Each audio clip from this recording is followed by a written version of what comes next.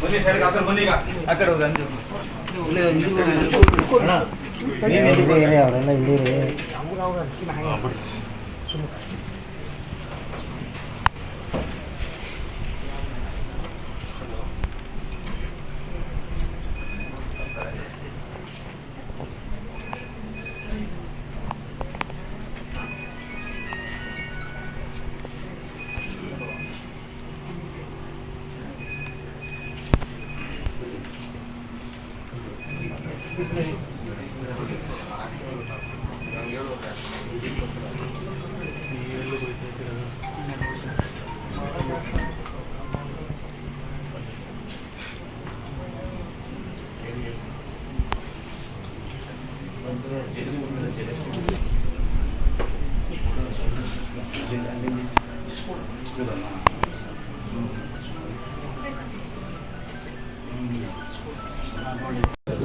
ಶ್ರೀನಿವಾಸ್ ಭರತ್ ಅವರ ಅಗಲಿಕೆ ವಿಷಾದದ ಸಂಗತಿ.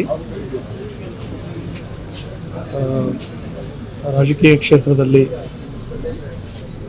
ಒಂದು ಧ್ರುವತಾರೆಯಾಗಿ ಸೇವೆಯನ್ನು ಸಲ್ಲಿಸಿದಂಥವರು. ಅವರ ವಿದ್ಯಾರ್ಥಿ ದಿವಸಗಳಿಂದಲೂ ಕೂಡ ನಾಯಕತ್ವದ ಗುಣಗಳನ್ನು ಮೈಗೂಡಿಸಿಕೊಂಡಿದ್ದಂಥವರು. ಅವರು ಯಾವುದೇ ಹಿನ್ನೆಲೆಗಿಂತ ಹೆಚ್ಚಾಗಿ ಅವರ ಸ್ವತಃ ಪ್ರತಿಭೆಯಿಂದ ರಾಜಕೀಯ ಕ್ಷೇತ್ರವನ್ನು ಪ್ರವೇಶಿಸಿ ರಾಜಕೀಯ ಕ್ಷೇತ್ರದಲ್ಲಿ ಅನೇಕ ರೀತಿಯ ಸೇವೆಯನ್ನು ಸಲ್ಲಿಸಿದರು.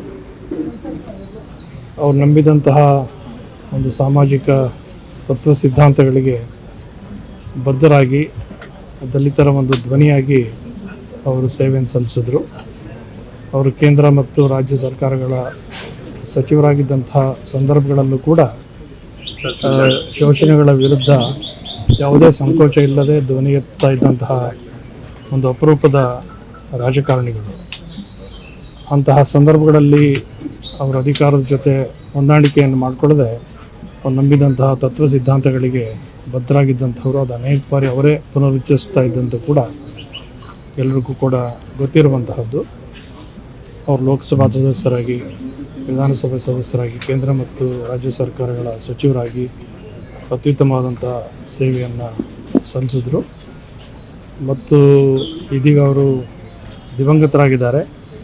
ಆದರೆ ಅವ್ರದ ಬದುಕಿನಲ್ಲಿ ಒಂದು ಆಶಯ ಇತ್ತು. ಏನು ಅಂತಂದರೆ, ರಾಜಕೀಯದಲ್ಲಿ ಇಷ್ಟೆಲ್ಲ ಇದ್ದು ಸಕ್ರಿಯ ರಾಜಕಾರಣದಿಂದ ನಿವೃತ್ತನಾಗಿ ಒಂದು ಮುಕ್ತವಾದಂತಹ ಮನಸ್ಸಿನಿಂದ ಇರಬೇಕು ಅಂತನ್ನುವ ಆಶಯ ಅವ್ರಿಗಿತ್ತು. ಬಹುಶಃ ಇದೆಯ ಒಂದು ಸಂಕಲ್ಪದಂತೆ ಕಳೆದ ತಿಂಗಳು ಅಂತಹ ಒಂದು ನಿರ್ಧಾರವನ್ನು ಕೂಡ ಕೈಗೊಂಡು ಸಕ್ರಿಯ ರಾಜಕೀಯದಿಂದ ನಿವೃತ್ತಿಯನ್ನು ಪಡೆದು ಮಾಡೋದು ಬಹುಶಃ ಅವ್ರಿಗೆ ಅವ್ರ ಜೀವನದಲ್ಲಿ ಒಂದು ಶಾಂತಿ ನೆಮ್ಮದಿ ಸಿಗಲಿಕ್ಕೆ ಅವಕಾಶವನ್ನು ಕಲ್ಪಿಸಿದೆ ಅಂತ ಅಂದ್ಕೊಂಡು ಭಗವಂತ ಅವರ ಆತ್ಮಕ್ಕೆ ಶಾಂತಿಯನ್ನು ಕೊಡಲಿ. ಅವ್ರ ಕುಟುಂಬ ವರ್ಗದವರಿಗೆ, ಬಂಧು ಬಾಂಧವರಿಗೆ ಮತ್ತು ಎಲ್ಲ ಸಾರ್ವಜನಿಕರಿಗೆ ಉಂಟಾಗಿರೋ ದುಃಖವನ್ನು ಭರಿಸೋ ಶಕ್ತಿ ನೀಡಲಿ ಅಂತ ಹಾರೈಸ್ತೀನಿ.